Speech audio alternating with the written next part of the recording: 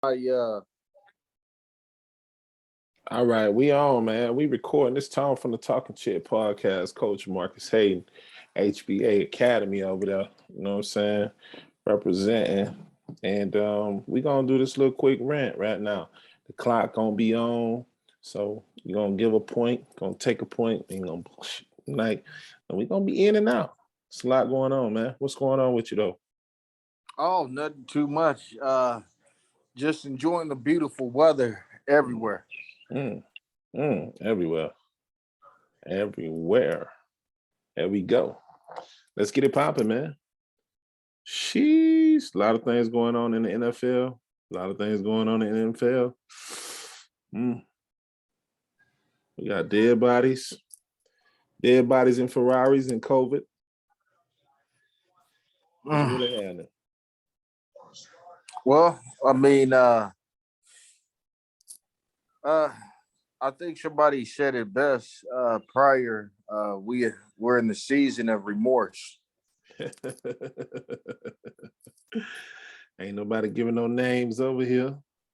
They ain't trying to take these settlement checks. I mean, Sean Watson writing more checks than PPP right now, man. And he still can't get that case closed. So he can move on with his life. Well, they say mental health is very important, but I don't see where they really care. Well, let's hold on though. Let's get to something real serious though. Let's blow this thing up. Let's get to something real serious. Today, that's what I want to talk about right here, man. On a serious note.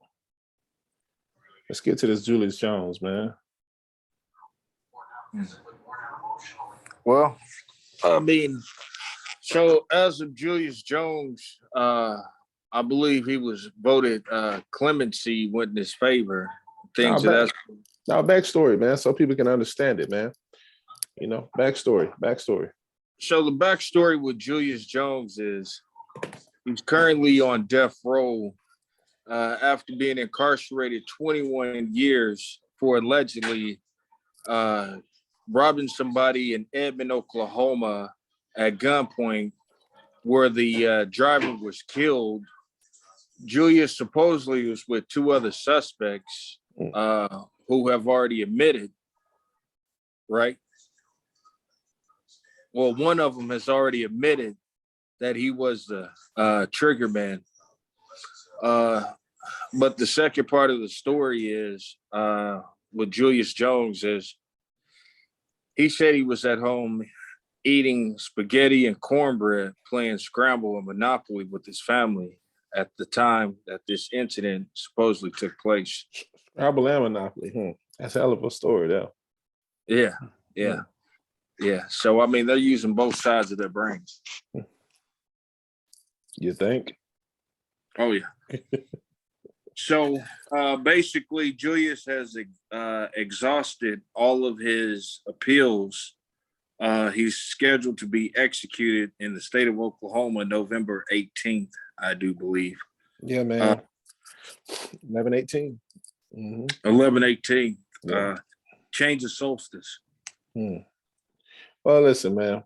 Julius Jones has had the likes of Steph Curry, Kim Kardashian, Dr. Oz, good Roland Martin, just to name a few that have spoken on his behalf. Story was in the USA Today most recently. You guys want to check the story on November the 1st, 2021. So Oklahoma Parole Board recommends clemency for Julius Jones, as it says here in the story, who was scheduled to be executed on November the 18th. It's a high-profile case, but it doesn't really seem like that because people aren't marching, protesting nationally the way that they did with George Floyd. So Jones is now 41 years of age. He's facing execution for a 1999 fatal shooting of an insurance executive, Paul Howell. Ironically, the reason why we're here right now is because the board voted 3-1 for Jones' clemency. The board members recommended his sentence to be reduced to life with possibility of parole. However, here's a tricky catch-22. The Oklahoma current governor, Kevin Stitt, has the final say so, but as a church-going Christian man, Christian Cherokee Indian. Floridian too.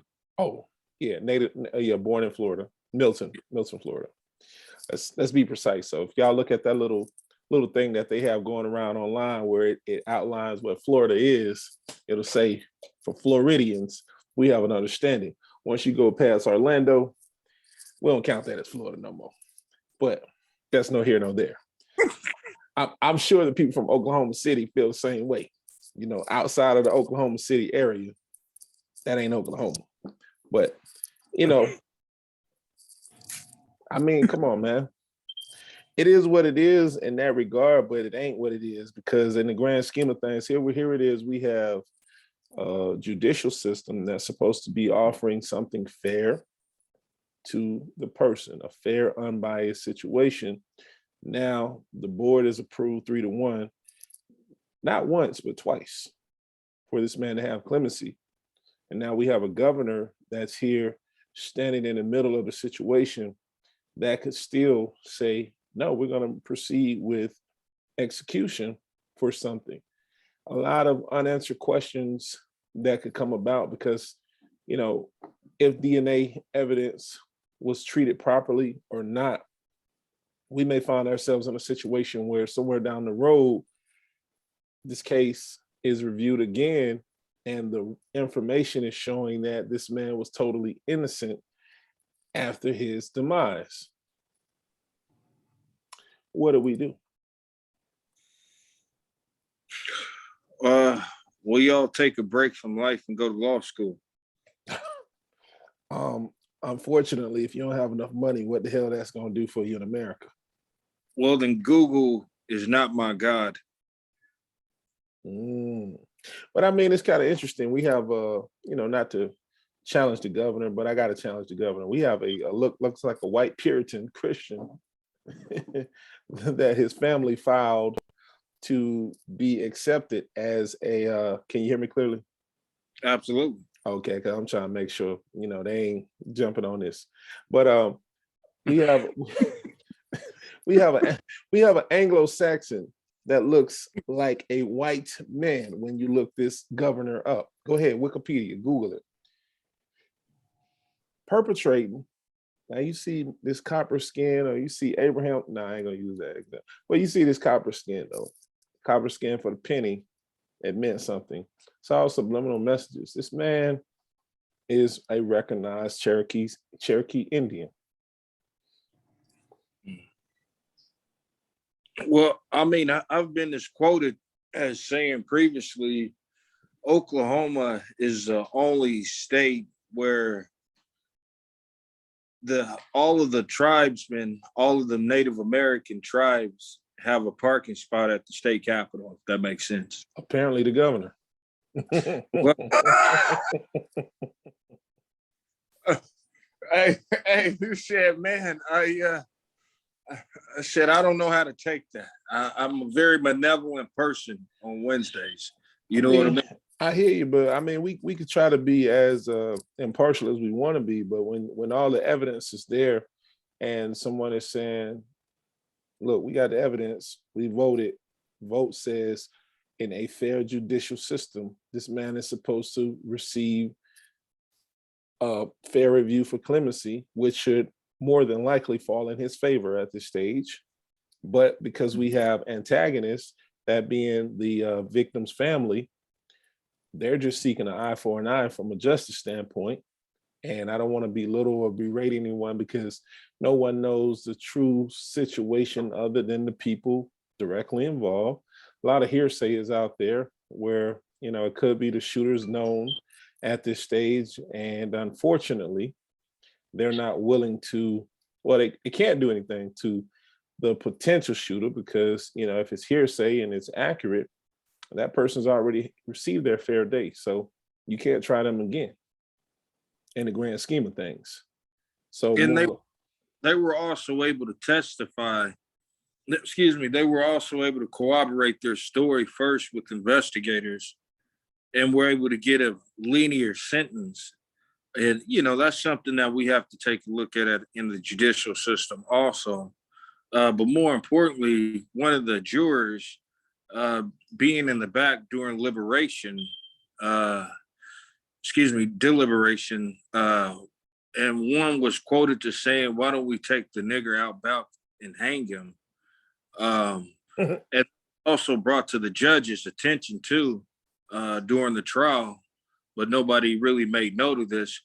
And just to go more detail, this particular juror who heard this incident of the other individual saying, "Let's take the nigger out back and hang him," this particular juror who testified to the judge of what they heard, this person was white too. So that doesn't surprise me in this day. I mean, we're looking at a time where commentary of people, they can't suppress their bigotry or prejudice towards an individual, albeit if they are a celebrity who disappointed them, a sports figure who's fallen from grace, or a championship team who just didn't get the job done in their favor. But definitely in a lot of these national cases that we see, where we can go and simply look up anything on social media that's available that allows commentary. And a lot of the vile comments that are there, it doesn't surprise me. I mean, people damn near tore up Cleveland when LeBron left.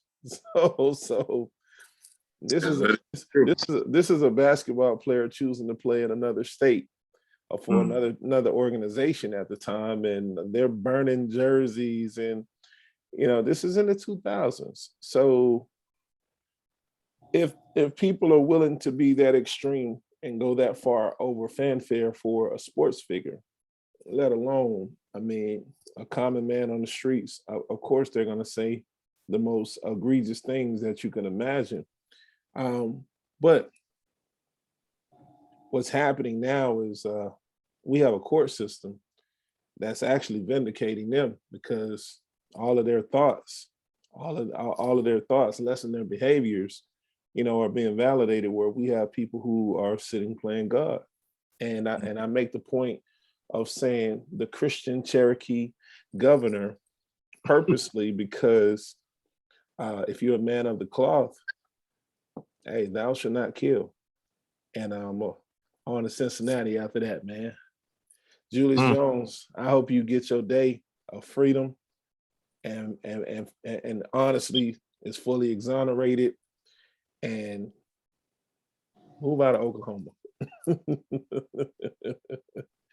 Please. Well, I mean, I think that Canada has a really good healthcare system. I don't bump. All right, man. 9 minutes on the clock. Shot clock here. We're gonna go down some fast things. Couple headlines pretty fast. LA Raiders wide receiver, second-year player,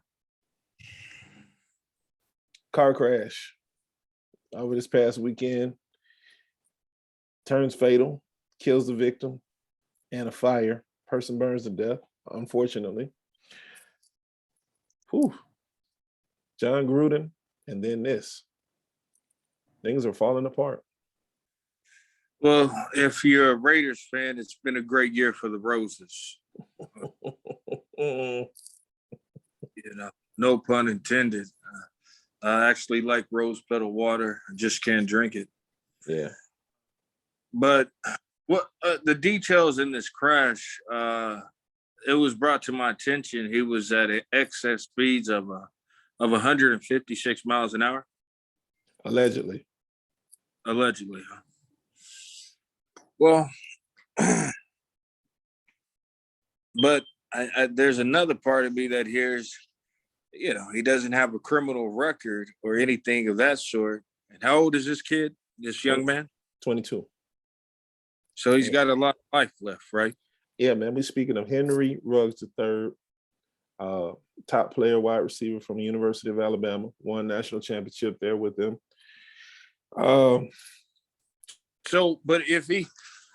If he's 22 years old, that means he's only been able to legally drink for about a year, right?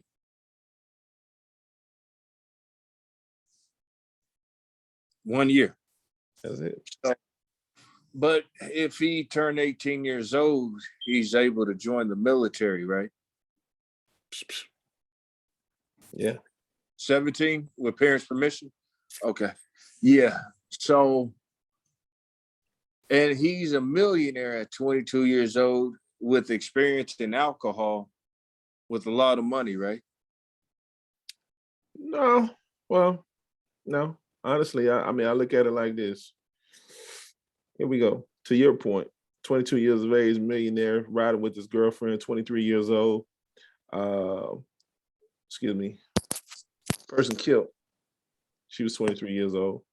Rest in peace to that young lady. And let me pay my respects to her right now.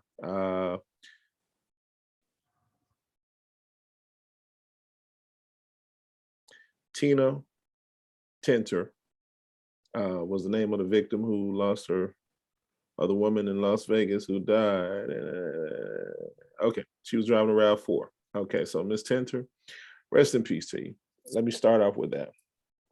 I'm gonna respect the person. But again, to your point, here we go. We back to the judicial system, back to FBI, police, all of this, and how it spills over into sports. This is a legitimate situation because here we have a criminal act, to say the least. We have a DUI, drunken driving situation, which the penalties are pretty stiff. Now, courtroom, listen, let's go through the story real quick. The prosecutor, Eric Ballman, requested to set Ruggs' bail at $1 million instead of $150,000. Okay, that was declined. Now, first of all, this is the issue with our court system, our judicial system. There's too many levels. There's too many layers to this shit. Too many layers. No person gets an identical situation, even if the crime is similar. Understanding a person is not going to commit the same identical crime, quote unquote, but if it's somewhere within the lines, then the penalties, the fines, the bails should be within reason. Now, one man wanted him to have a bail set at $1 million. Now, this comes from a person who has no criminal record, a notable person that attended the university. I'm sure at some point, if Eric is a Las Vegas Raider fan, he may even have a kid's jersey, you know? But now this is the letdown where one of your heroes is falling from grace, falling off that pedestal, and now we can't just allow that person to fall and figure out how to work the dynamics of the situation out so it best suits everyone and everyone is taken care of the right way. We want to treat him like he trash. But anyways, judge said, nah, not gonna happen, man. We're gonna give you the electric monitor. Can't drink, can't drive, and surrender your passport. You'll be back in court on November the 10th. I'm sure he's not gonna speak to the public. The Raiders are done with him. They've already released him. Understandably, because the penalties are so stiff. And I say this, hey, they put OJ in jail for a long time. They ain't give a damn. They put OJ Simpson in jail. So, I mean, keeping that in mind, the details, I'm not really gonna get into it for a highlighted social media case because they're gonna be skewed one way, depending on the writer, depending on the publication, the media platform that you're reading from. And we often get too emotional about that and tied up into situations to where it's this one day And now you come back the next day and you're looking like a fool because all of the information that they gave to you was erroneous. So, Mr. Ruggs, I feel bad for you. I feel bad that you're going to have to suffer prison time. You probably get Mike Vick. I hope 2 years. This isn't the first NFL person that has ended someone's life because of vehicular homicide. There's been drunken driving situations in the past with Leonard Little that I can recall from at the time would have been the St. Louis Rams. He was a former Tennessee Volunteer. You also have a former New England Patriots wide receiver who killed somebody in South Beach. Another vehicular homicide situation. I don't remember those cases being egregious. I mean, Leonard Little was on probation, I want to say, for a very long time, but I don't think he did any prison time for his drunk driving situation. The guy down in the Patriot situation, maybe a year, if that. I'm not saying they're above the law, but at the end of the day, we can't bring the person back. The family of this individual is going to be complicated. Going to be compensated handsomely. And money doesn't soothe the pain either. But in the grand scheme of things, let's look at it for what. He's a 22-year-old kid. Let's look at it for what it is. And that's the part that I was saying to you when we spoke about it. His life is over. His life is over from a professional standpoint, where I don't think he'll regain the confidence to step on the field. Because you're not only dealing with this incident, this ordeal, you're dealing with another personal situation that he acknowledged, and they keep reporting this, where every time he scored a touchdown, he raised 3 fingers up, because he lost a very close friend, I think at the age of 17, to a drunk driver. So, it's tough, man. It's tough, but hey, man, the Vegas Raiders, was it a good move, or are they doomed? Because it just seems like things just continue to start mount against this team at this point, and the off the field situations that are beyond their control. But hey, man, my prayers to everybody, and hopefully there's a better outcome. And at the end of the day, and we're not looking at a judge trying to make a name for themselves the way that the judge did in the O.J. Simpson trial. Because other than that, we would never even know the man if he hadn't sentenced O.J. to 15, 20 years in jail for stealing his own stuff back. Yeah. But hey, right. On to Cincinnati, man. Next topic. What you got? Cincinnati what? I know, I was just using that as an expression. On to Cincinnati. Talking about a team that's ranked ahead of OU for no reason. Hey, on a short note, a one-liner for you, man. F the NCAA, man, and the whole process of playoffs, and this thing is looking very bad.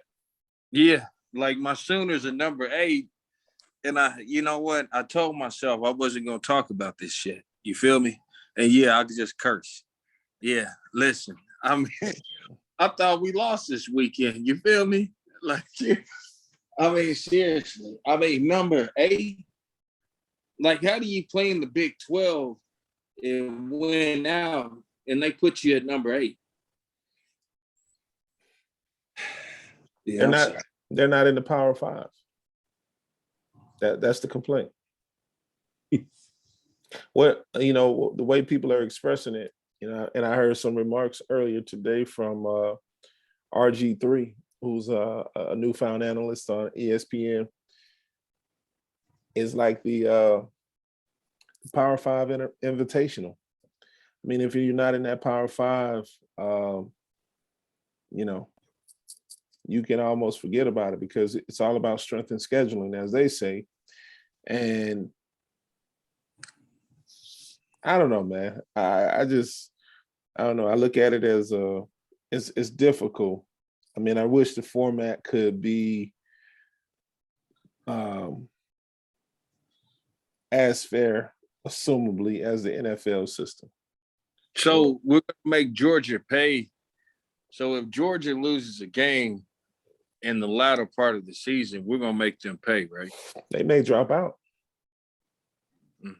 Let's be number one. I mean, we the dynamics behind it is so many twists and turns of who has to lose, who has to win. But let's just say OU goes undefeated, Georgia loses 1-2 games, everybody else wins out. It's gonna be holy hell. But Georgia has the ability to lose twice now because here's the situation.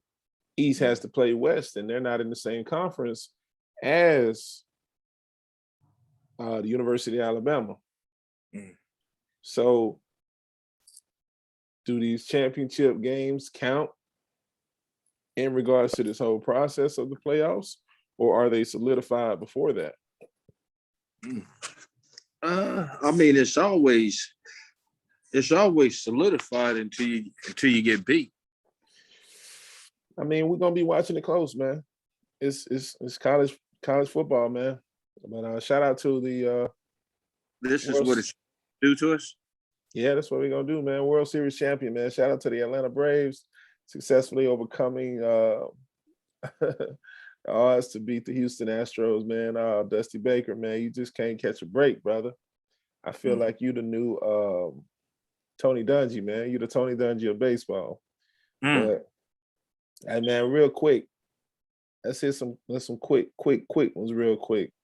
NFL trade deadline went like this. RG3, my bad, I'm sorry. OBJ. Wow. It's getting messy up there in Cleveland, man. Didn't move him. Deshaun didn't move. Von Miller went out to the LA Rams. The Rams are stacked. They're trying their best to be as stacked as possible to beat the Tampa Bay Buccaneers. And I don't know. Older players tend to flame out in the playoffs. That's all I can really say about it. So good luck to them in their quest. Aaron Rodgers been speaking like a GM, and then all of a sudden he got COVID now. So go figure. Hey, I said, hey, did Aaron Rodgers contract COVID on accident or on purpose? No, my question is, does he have the shot? Oh no. Only needle you My stick. question is, does he have the shot? No. Okay. So I made this comment the other day. You ready? You ready for this, Van Leer? You ready for this, Van Leer? Let's go. You ready for this? Here we go. You ready for this? Hey y'all. Hey, this Van Leer joining us, man. Special guest right here on this episode. So hey, hi. My name is Cam Newton. I went and got vaccinated. Trade deadline passes. The new Kaepernick. Sacrificial lamb. Dang. Yeah. Because you're telling me Green Bay Packers quarterback is not vaccinated. Yeah, but that's Aaron Rodgers. It's different. But Kyrie can't play for the Nets. But Kyrie can't play for the Nets though, because he ain't get shot. Wait, but Julius Jones got 2 clemencies and he can't get out of jail. Facts. Yeah. How many times we gonna go around this Monopoly board? Well, you know what they say. You better make sure you tell your mom to be at work on Monday. I heard Adrian Peterson got some extensions in his hair. Oh yeah, Because he I wanted. wasn't sure if that was Daryl Henry or Adrian Peterson. Cause I guess he want to look like what's the guy name? What's that fella name? The Viking. Derrick Henry. Yeah. So was that really a picture of Adrian Peterson? Adrian Peterson. Let's see here. Let me see. Yeah. Okay.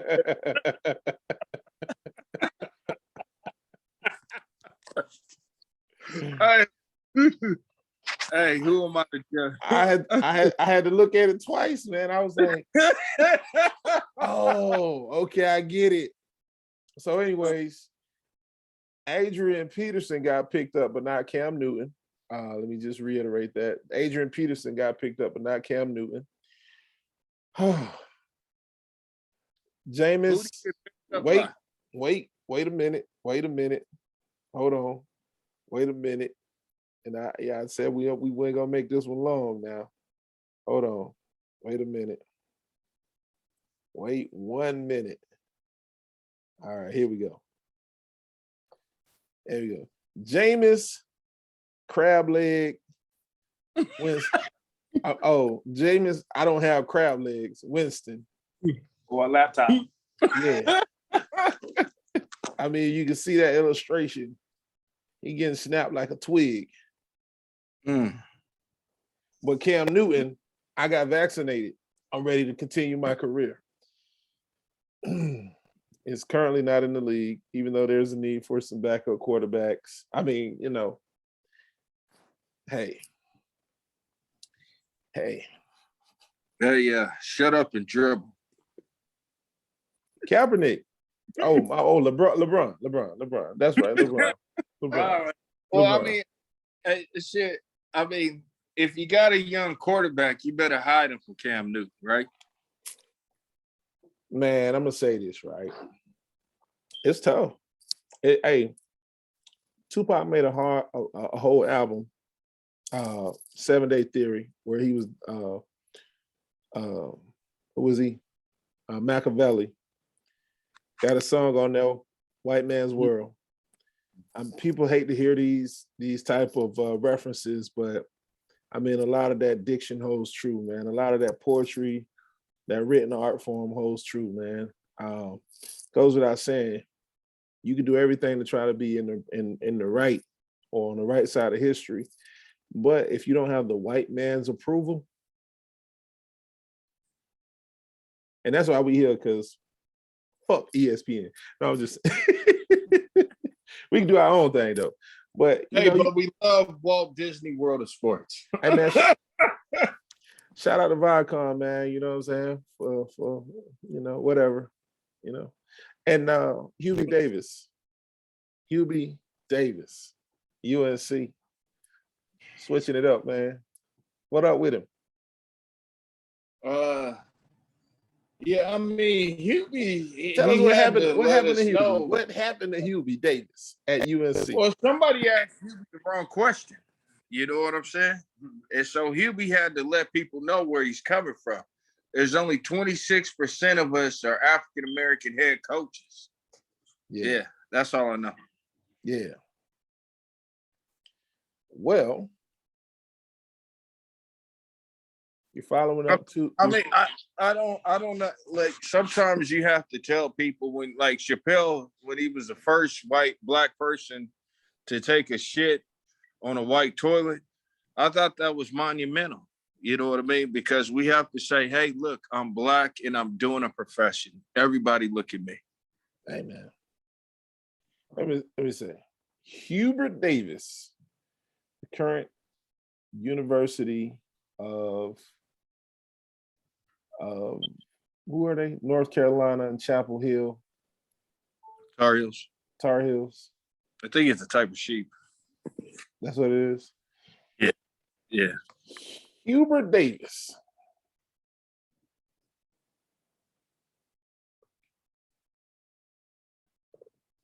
We can't see that way. Oh, we can. Oh, yeah. Oh, you see my computer. My phone is doing tricks on me, man. It's playing tricks on me. Well, let me bring it back up where I was. So Hubert Davis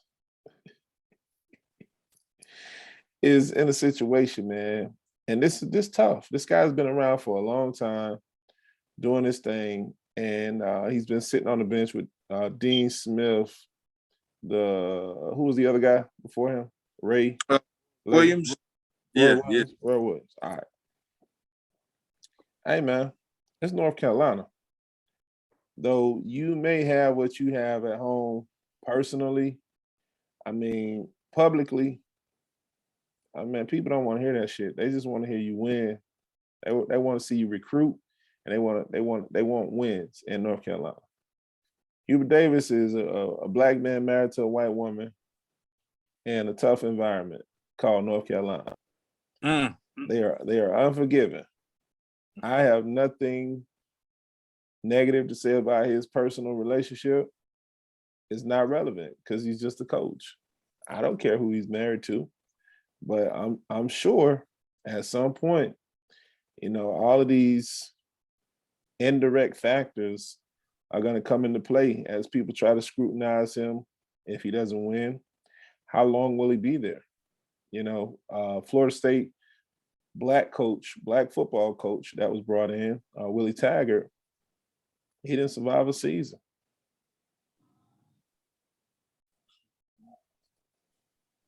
So, I mean, if he lose 4 games, is he out? If he doesn't beat Duke twice, is he out? What they doing to Mike Tomlin? They doing to Mike Tomlin? Tomlin? Yeah, what's the same thing they doing with Tomlin? I know you heard what happened to Mike Tomlin the other day. You can't fire Mike Tomlin. When you sign, first and foremost, you have a person with the education from a Ivy League university who has been, I think it was Dan Cower was the guy that he followed up. Pittsburgh doesn't fire coaches, man. At the end of the day, I mean, it's a perpetual agreement for the most part because at some point they're going to spend the money for the talent. So you just have to make the talent work. If you can't make the talent work, they'll just fire the talent. Yeah, you're right about that. All I lead to UNC. Yeah. Hey, Antonio Brown. Hey, what's the other guy? Le'Veon Diamond Bells.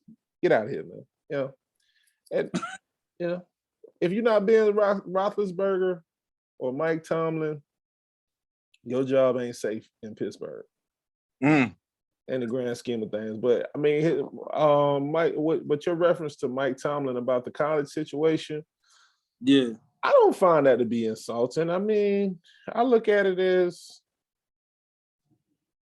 you know, people are just trying to find the best situation because they want that program to be, they want that program to return to prominence again. And they know that they haven't had success doing it with a regular coach. If you think about USC and the success, they've only won when they've had former NFL coaches at the helm. I mean, Pete Carroll came back after literally being a bum in the NFL. He was a bum coach. His first go round up with the New England Patriots. Nobody cared about Pete Carroll. Then he got there at USC, and man, you couldn't stop them, man. They were on a tear. They just kept winning. But I guess that's the hopes of throwing his name out there. Or maybe that's a situation where they're trying to throw his name out there in lieu of having more black candidates step up to try to apply for the position itself. But wasn't he the coach? My bad, Tom. Wasn't he the coach when Reggie Bush got them his Heisman taken from? Pete Carroll, that is, absolutely. Yeah. But that didn't have anything to do with Pete Carroll. I mean, you can't control the controlling hands of the people behind the scenes. I mean, when you have 60, 70 students, I mean, that are on the team in some shape or form, I can never hold a head coach responsible, man. At the end of the day, if people choose to hold a head coach responsible for a college football team when even now there's just so much access to the players, so many different ways. I mean, they know the risk that they're taking, but it shouldn't be that extreme now with the NIL agreement in place. But from the past, it is what it is, man. I mean, Wes. it's a lot. But you notice they only focus on the sports that I pay their bill. No, it ain't even that. It's where the most Black participants are. That pay their bills. Yeah, so that they can say, this is a crime-filled type ordeal, because there's a lot of Black players. I mean, there's a lot of illegal things happen every day, and then sports with hockey. I mean, let's talk about hockey for a hot second. The owner of the Chicago Blackhawks wants to have a few of the staff members names removed off the trophy, since it's now been confirmed or found that they committed sexual assault against a former player. How many Black? Oh, yeah, okay.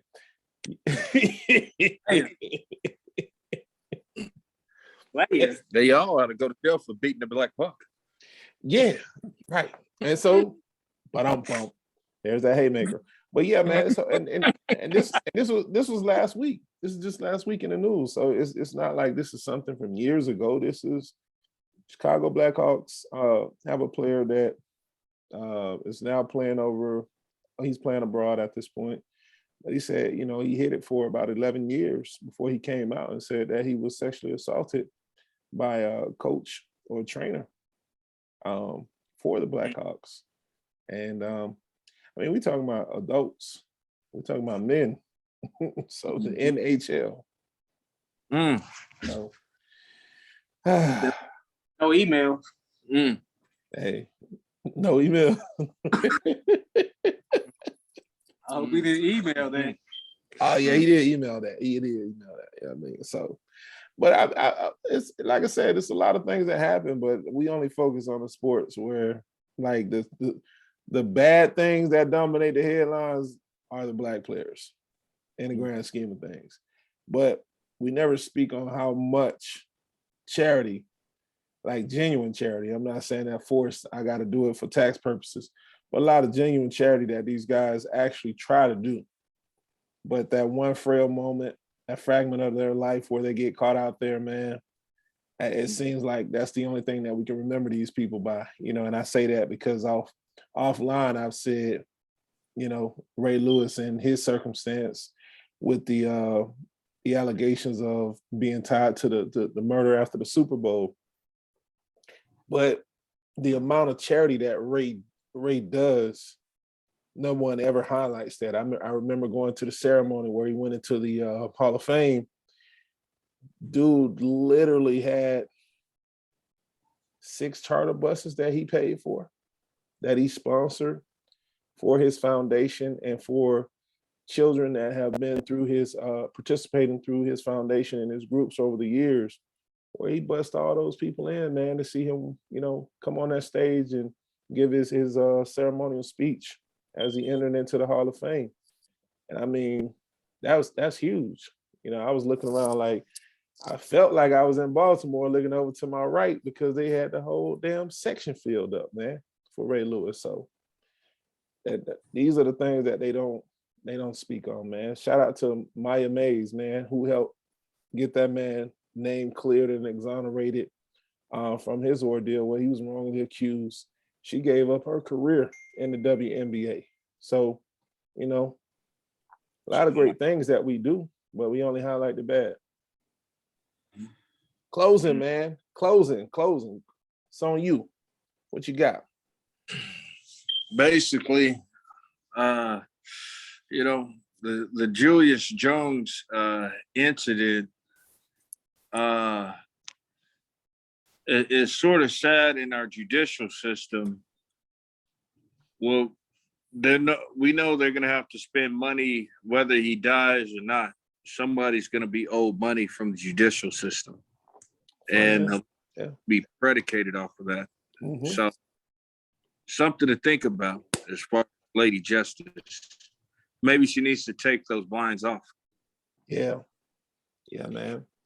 That's true. And man, in closing, man, I got a lot of advertising I got to do right now, man. So, hey, man, if y'all down in Florida, man, check out my man Pro Day Sports down in Palm Beach County area. Check out the gym, no membership, man, sponsored by him. Also, a couple things on the Talking Chit podcast, man. We're available online. Google us, the Talking Chit podcast. On Facebook, you can go back and watch all these damn shows that we taped thus far. They're available on Talking Chit podcast channel. Oklahoma, man. What's up, man? What's up with Oklahoma, man? Hoop dreams. What you got? You hooping? You hollering? Yeah, What we you got doing? hoop dreams. So HBA Basketball Academy will be open in 3 weeks. So please come sign up, check me out. We'll be available, ready to ride. Say that shit again. Say it again. HBA Hayden Basketball Academy There will it be is. open back up in Oklahoma City. That's what I'm saying. Plug yourself, man. So what age groups are you working with? We're going from 3rd through high school. Right now, we're working with 3rd through 8th grade from the beginning of November all the way to the end of February. From February to August, we'll be working with high school kids.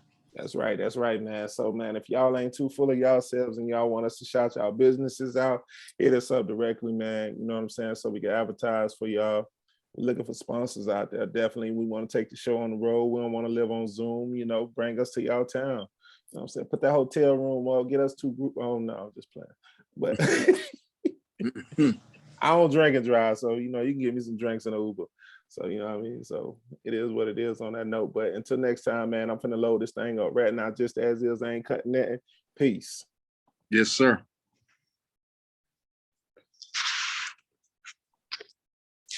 That boy coming fast.